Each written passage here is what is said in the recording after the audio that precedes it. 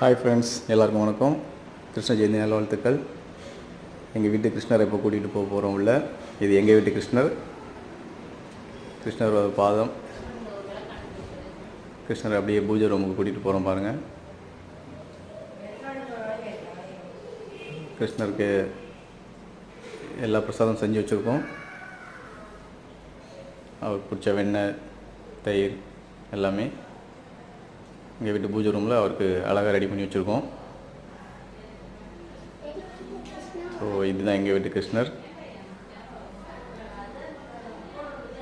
சீடை, முறுக்கு, பழம், வெத்தலை, இதுதான் எங்கள் வீட்டு கிருஷ்ணர். எவ்வளோ அழகாக இருக்கார் பாருங்கள்.